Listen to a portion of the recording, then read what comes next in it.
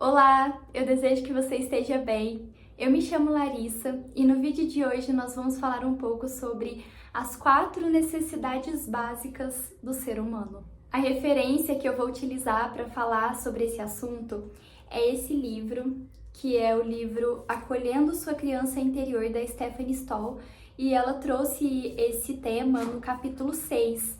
Então, será um diálogo, né, que a gente vai estabelecer aqui. Eu vou trazer as informações acerca do livro, ainda não terminei a leitura, porém esse capítulo foi bem importante a leitura dele para mim, porque acredito que ele traz essa questão das 4 necessidades básicas que todo ser humano tem, e eu acabei fazendo um link dele com um outro livro sobre algumas questões emocionais e que eu quero trazer mais pra frente também no canal. E acredito que para que eu possa falar deste outro livro, é muito importante falar sobre o capítulo 6 deste livro. Então, vai casar bastante o assunto e eu espero que você me acompanhe aí nesta jornada, que eu pretendo trazer uma série de vídeos acerca das nossas questões emocionais, sobre feridas, sobre necessidades básicas, sobre emoções mesmo, como elas despertam na gente, como que a gente pode lidar com elas, enfim, uma série de vídeos sobre autoconhecimento para que você possa refletir na sua vida e buscar o seu processo e se reconhecer nele. Então, a Stephanie traz nesse capítulo que basicamente nós temos 4 necessidades básicas: a necessidade de conexão, a necessidade de autonomia e controle, necessidade de prazer e necessidade de autoestima e reconhecimento. Essas necessidades surgem no período da infância, logo quando nós estabelecemos o contato com os nossos responsáveis, aqueles que cumpriram a função paterna e materna na sua vida, seja o seu pai, a sua mãe, os seus avós, seus tios, enfim, as pessoas que foram responsáveis por cumprirem essas funções na sua vida. Desde muito cedo, desde lá quando você nasceu e foi estabelecendo os primeiros contatos com outros seres humanos. Então, como eu mencionei, a primeira necessidade básica que ela traz é a necessidade de conexão. Todos nós sabemos que nós, seres humanos, precisamos ter conexão. Nós precisamos ter conexão com o outro. O que acontece é que hoje em dia, no mundo, tudo se tornou muito superficial. As nossas conexões, muitas vezes, elas acabam sendo majoritariamente conexões virtuais. A gente deixou de ter o contato com o ser humano presencial. E quando se tem, ainda é algo muito falho, porque parece que nós estamos cada vez mais acostumados a nos relacionar através da tela. Quando Vinícius de Moraes fala que é impossível ser sozinho, é impossível ser feliz sozinho, eu concordo com ele, porque de fato a gente precisa do outro, a gente precisa do reconhecimento do outro, do olhar do outro, da presença do outro, do afeto do outro. É importante para que a gente também se reconheça, é importante para que a gente aprenda, é importante para que a gente cresça. E, claro, eu concordo também que nós precisamos sim dos nossos momentos de solitude, mas ninguém consegue ficar totalmente apartado de convívio social. Por isso que a conexão é uma necessidade básica. E com certeza ela surge nos nossos primeiros momentos de vida, quando a gente, bebê, se depara com aquele outro perante a gente. Ou seja, com o pai, com a mãe, como eu mencionei, com aquela pessoa que cumpriu o papel e realizou a função paterna e materna na sua vida. Então, as nossas primeiras conexões são com os nossos responsáveis. Essa necessidade de conexão, ela pode ser frustrada se o nosso responsável cometeu algum ato de negligência, algum ato de rejeição e aquilo ficou truncado, aquilo não se preencheu totalmente. E muitas vezes a gente precisa compreender também e trazer um processo de reconhecimento que muitas vezes o que acontece é que o responsável pode não ter rejeitado a criança, mas talvez a sensação e a emoção que ela sentiu para com ele foi de rejeição. E isso, a nível inconsciente, pode sim causar uma falha na necessidade de conexão. Então, a negligência, a rejeição e até mesmo os maus tratos, causando o rompimento dessa necessidade de conexão, o rompimento de que a criança se sinta conectada para com aquele que estava diante dela, isso pode sim gerar algumas feridas emocionais, como eu mencionei, especialmente a rejeição. Além disso, pode resultar em algumas questões de autoestima, pode resultar também na sensação de que o adulto, ele passa a não se sentir amado e visto pelo outro. Porque se lá atrás houve uma falha, eu cresço pensando que eu não sou digna e não sou merecedora do amor e do reconhecimento e da conexão com o outro. Pode também gerar muitas dificuldades de estabelecer conexões sólidas, duradouras, sempre tendo algumas atitudes inconscientes de fuga, de não conseguir se estabelecer em algumas conexões a nível inconsciente.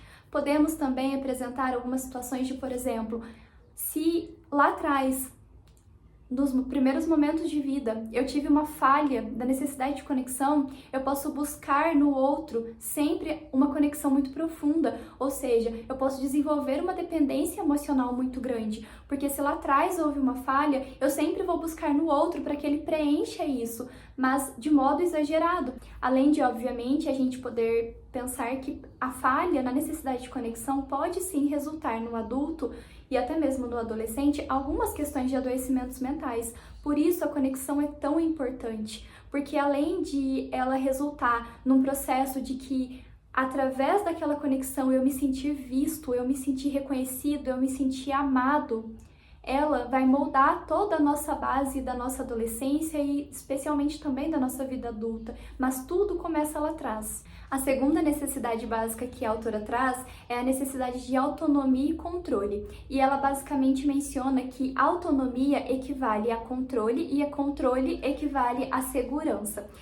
E ela traz uma frase que eu achei bem importante, que ela menciona que uma pessoa que tem uma característica controladora, alguém controlador, é alguém que se preocupa muito com a sua própria segurança, porque no fundo essa pessoa se sente desprotegida. Então, se lá atrás houve essa falha de autonomia e de controle, obviamente no período da infância, se aqueles os quais eram responsáveis por mim, que eram responsáveis por cumprir com a função paterna e materna na minha vida, seja, como eu mencionei, o seu pai, a sua mãe, quem te criou, quem ficou responsável por cumprir essa função na sua vida.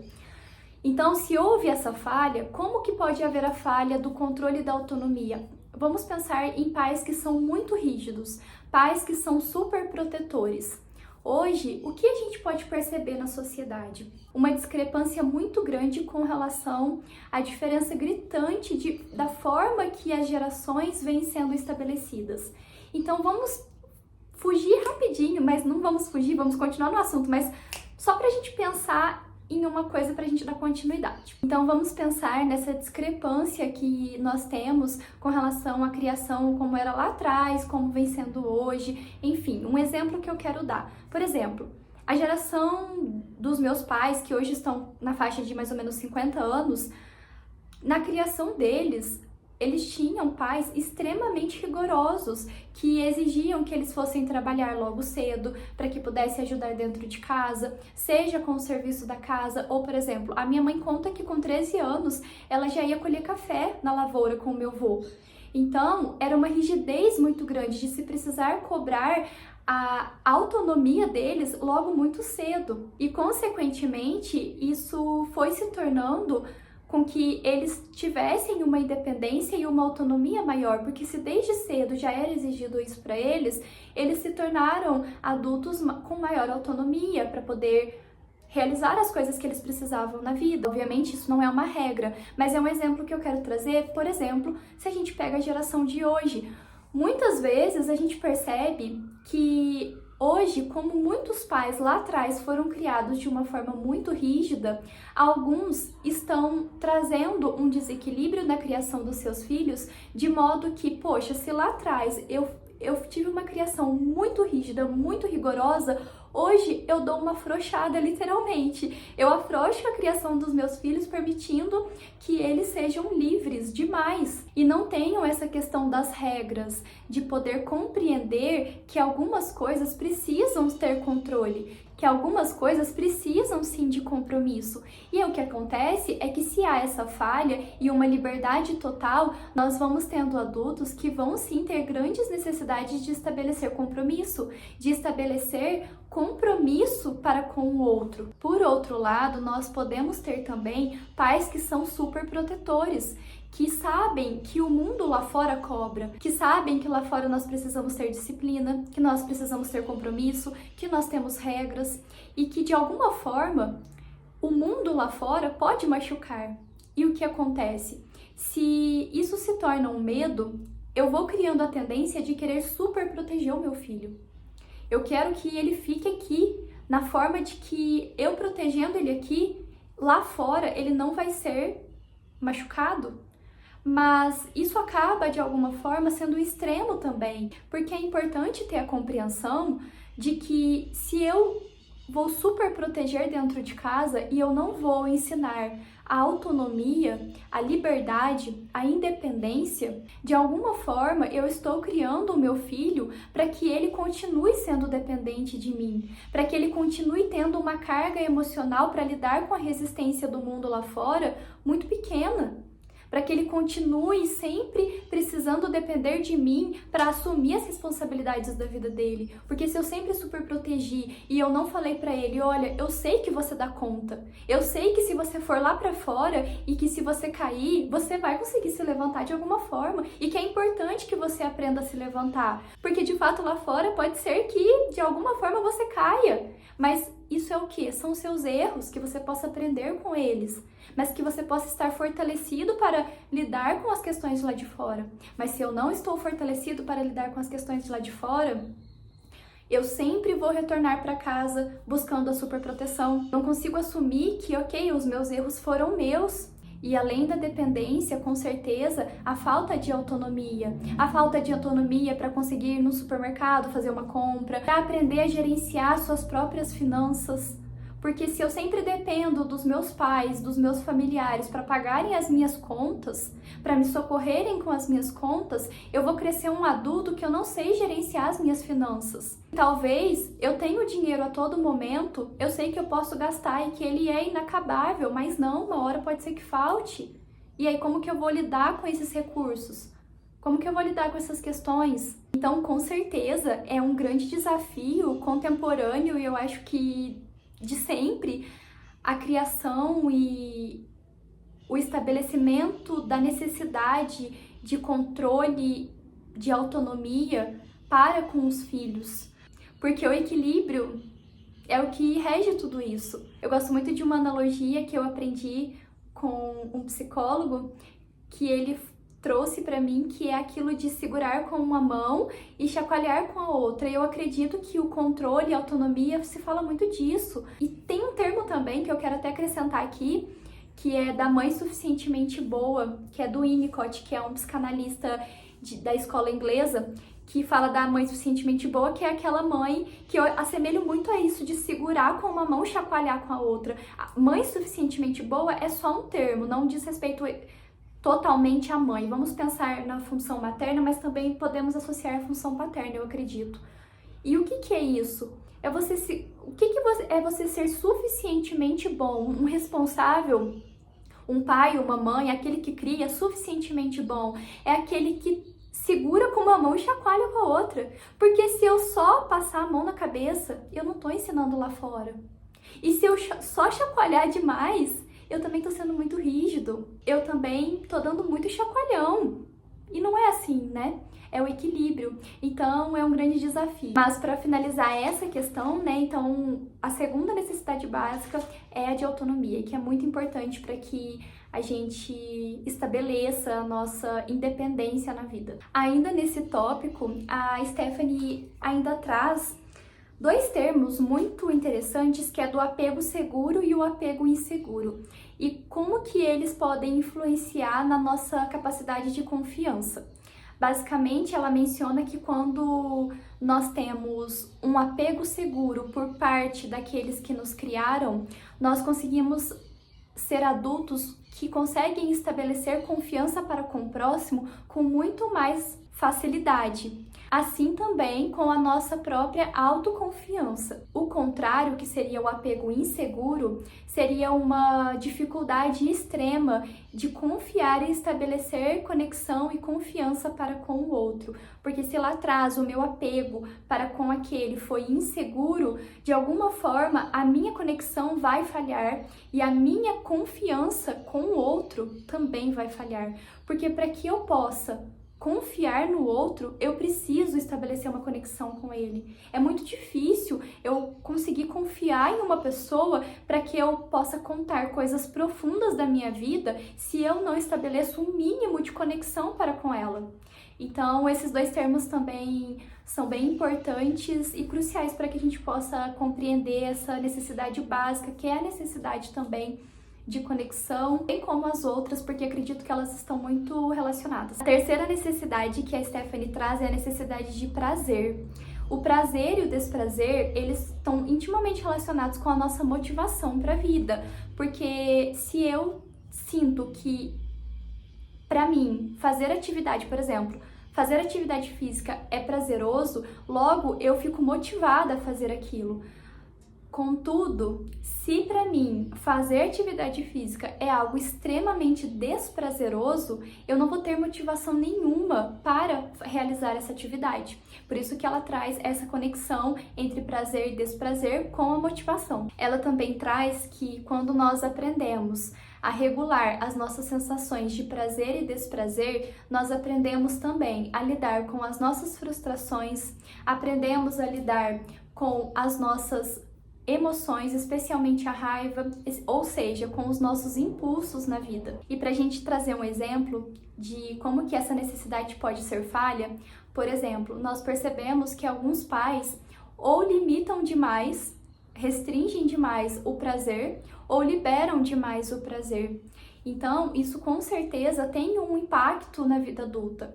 Porque, por exemplo, se eu fui uma criança que tudo para mim era sempre muito liberado, eu poderia usufruir dos meus prazeres a todo momento, logo eu acredito que na vida adulta eu posso sempre usufruir dos meus prazeres, mas na realidade é que não, porque no mundo tem regras. Por exemplo, quando a criança não tem um limite para que ela possa mexer no telefone, se o jogo e o celular é sempre liberado para ela, ela sempre vai se acostumar com o prazer, porque aquilo é prazeroso para ela, aquilo satisfaz ela. Então, se ela não tem um não, se ela não tem um limite, pode sim crescer um adulto que acredita que a qualquer momento pode mexer no celular, por exemplo, no ambiente de trabalho, ou adolescente na escola, que eu não tenho regras, eu não tenho não. Então, isso com certeza vai impactar lá na frente. Esse foi um exemplo básico que eu trouxe, mas a gente pode aprofundar um pouco mais nesse assunto. Eu trouxe a questão da permissividade, mas nós também podemos pensar nas restrições. Se algo para mim foi muito restringido na minha infância, eu não pude presenciar o prazer quase absoluto e quase em nenhum momento dessa questão, logo eu posso me tornar um adulto que também não vou me permitir ter direito desse algo que lá atrás me foi restrito. Por exemplo, a questão da comida. Se para mim algo foi muito restringido, logo eu posso crescer um adulto que eu sempre vou restringir também. Talvez pelo medo da falta, que está consequentemente relacionado também com a não permissividade para sentir o prazer, porque talvez seja errado, ou porque talvez eu não mereço, ou porque talvez vai faltar, ou porque talvez, de fato, eu não posso sentir prazer. Então, consequentemente, isso vai ocasionar lá na frente alguma questão de restrição também. Por isso, manter o equilíbrio é tão importante e com certeza um dos maiores desafios. A última necessidade que ela traz no livro é a necessidade de autoestima e reconhecimento. E ela menciona que a questão do reconhecimento está intimamente relacionado com a conexão. Por quê? Porque geralmente aqueles que nós estabelecemos uma conexão, a gente sempre acaba esperando o reconhecimento dessa pessoa. Vamos pensar na criança lá atrás, quando ela estabelece a conexão com o pai ou com a mãe. ela espera ser reconhecida por eles. Ela espera que eles validem ela, porque é a conexão mais próxima que ela tem. Então, por isso que ela menciona que a conexão está intimamente relacionada com o reconhecimento. E eu achei bem interessante que na página 36 do capítulo 6, né, que é o capítulo que nós estamos comentando, ela traz um estudo do sexólogo David Schnarch, que é da autoestima espelhada. E basicamente ela menciona que a criança vê refletido nos seus cuidadores, ou seja, nos seus responsáveis, se ela própria está bem ou não. Por isso ele menciona autoestima espelhada. E por quê? Porque ele traz esse exemplo de que, por exemplo, se a mãe sorri para essa criança, logo a criança compreende que ela está sendo reconhecida, que ela é uma boa criança, ou seja, a autoestima dela é elevada. E ela se sente existente, ela se sente vista, ela se sente reconhecida, validada. Todas essas questões que são muito importantes para o estabelecimento da autoestima. Por outro lado, se há uma falha nesse processo, há uma quebra dessa autoestima, há uma falha nessa autoestima, porque a autoestima está intimamente relacionada com a forma que a criança percebe o reconhecimento dos seus cuidadores para com ela. E se houve uma falha nesse processo, nós teremos uma questão na vida adulta, porque muitas vezes nós percebemos que a gente precisa do olhar do outro,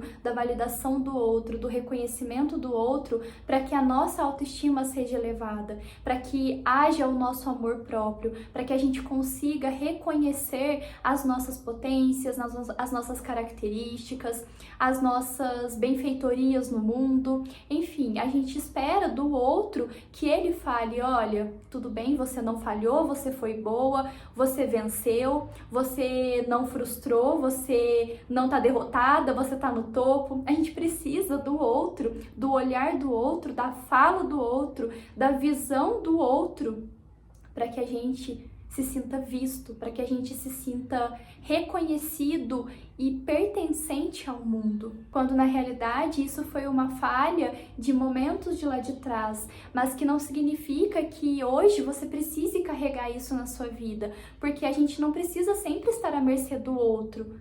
Porque nem sempre pode ser que a gente tenha o reconhecimento do outro. Talvez o outro não vai falar, não vai te validar, talvez o outro não vai reconhecer. E aí a gente sempre vai esperar que o outro nos valide e nos reconheça para que a gente faça isso com nós mesmos.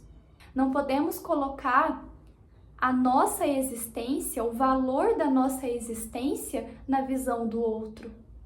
A gente não pode esperar que isso parta dele. A gente precisa adquirir isso dentro de nós. Bom, e para a gente concluir, essas necessidades básicas de fato são muito importantes, por isso são necessidades básicas e com certeza elas se correlacionam. A gente pode concluir também que sim, a falha dessas necessidades podem causar as nossas feridas emocionais, que é um assunto que posteriormente será trazido também no canal. E o intuito de trazer este vídeo, esse assunto, é para que a gente possa começar a falar sobre alguns processos, sobre as nossas emoções, sobre o nosso eu, como a gente se vê, como a gente se enxerga, para a gente pensar sobre a nossa criação, sobre a nossa história de vida, como a gente é hoje, o que lá de trás ainda interfere no meu adulto. E esse capítulo, ele tá num livro que fala sobre a criança interior. Eu não vou falar sobre esse assunto, porque com certeza teremos um vídeo para falar sobre criança interior, mas é importante mencionar que quando essas nossas questões, elas ainda estão muito latentes, as questões da nossa criança interior estão muito latentes, elas com certeza refletem no nosso adulto de hoje. Por isso, a gente alimenta as nossas feridas. Então, eu acredito ser muito importante a gente poder refletir acerca desses assuntos e sobre a nossa própria vida e o nosso processo. Para finalizar, eu quero muito deixar uma frase que a Stephanie trouxe no livro, que foi em um capítulo mais pra frente, mas que eu achei pertinente trazer neste vídeo, porque você pode pensar aí do outro lado, talvez, que, poxa, mas então tudo é culpa dos meus cuidadores? Tudo é culpa do meu pai, da minha mãe, daquele que estabeleceu a função paterna e materna na minha vida? Na realidade, a visão que a gente precisa ter sobre esse assunto é diferente. E a Stephanie traz essa frase que me fez questionar, porque no fundo, você pode sim se questionar. Bom, se lá atrás as minhas necessidades básicas foram falhas, é por isso que hoje eu sou essa pessoa? Mas não, é a sua história de vida. Você carrega essa sua história. Mas a gente precisa pensar que aqueles que criaram a gente também tiveram a sua própria criação. Que tiveram a sua criação, que tiveram a sua criação. Então é uma coisa que envolve também padrões mentais de geração para geração. Por isso, a importância da gente questionar o que a gente reproduz. Por isso, a importância da gente questionar o que eu estou exagerando com os meus filhos ou o que eu estou deixando de fazer porque lá atrás foi feito demais para mim. Então, esse vídeo é para que você possa refletir, não levar em tom de culpa para que você culpe os seus cuidadores, porque não é esse o intuito. E eu quero finalizar com essa frase dela. Ela menciona na página 45 do livro. Quero ressaltar aqui que o objetivo nesse tipo de reflexão não é desmerecer os esforços dos pais e declará-los culpados por todos os problemas na vida adulta, mas desenvolver uma compreensão mais profunda das influências que nós levamos conosco. Assim, não se trata somente dos aspectos ruins, mas também das influências positivas que tivemos dos nossos pais. Os nossos pais também foram influenciados pelos próprios pais. Então, muitas vezes, quando nós começamos a nos deparar com o nosso processo de autoconhecimento e a lidar com assuntos profundos que dizem respeito às nossas emoções, sobre as falhas, é importante que a gente não leve em tom de culpa. Bom, se em algum momento houve uma falha, que hoje eu possa trabalhar nela, para que eu não fique alimentando e carregando isso para minha vida e para que eu não venha reproduzir isso, por exemplo, se um dia eu tiver um filho. Mas que eu possa curar isso dentro de mim, não alimentar a culpa, não alimentar os sentimentos negativos, mas que pelo menos eu consiga reconhecer que eu carrego esses comportamentos na minha vida, que eu carrego talvez algumas feridas, mas que é importante que eu olhe para elas. Caso contrário, elas vão continuar existindo. Talvez elas só ficarão camufladas, porque aquilo que não é visto, que não é reconhecido, não existe. É aquele ditado popular, o que não é falado não existe. Por isso que a gente precisa olhar, mas não existe entre aspas, né? Porque está ali, eu só escolhi não ver. Enfim, eu espero que eu tenha te ajudado, que esse vídeo te ajude a refletir sobre esses processos, mas com certeza eu espero que você possa me acompanhar nessa série de vídeos de autoconhecimento, porque este capítulo foi extremamente importante. Trazer este assunto foi muito importante para que eu pudesse começar a falar sobre outros assuntos relacionados às nossas feridas emocionais. É importante que a gente compreenda as nossas necessidades básicas para que a gente compreenda por que houve uma falha e o que essa falha representa hoje de ferida que eu carrego. Então, que esse vídeo seja substância para você refletir como que você leva isso para a sua vida hoje. Não somente para a culpa de lá de trás, do que pode ter acontecido, mas para que você possa olhar para si e se curar do que talvez ainda é alimentado dentro de você, seja nas suas conexões, nas suas relações que você estabelece autonomia, independência ou dependência, controle, na sua autoestima, no seu processo de reconhecimento, no prazer e no desprazer. Enfim, eu espero que eu tenha te ajudado e que você possa continuar comigo neste caminho. A gente se vê e um abraço!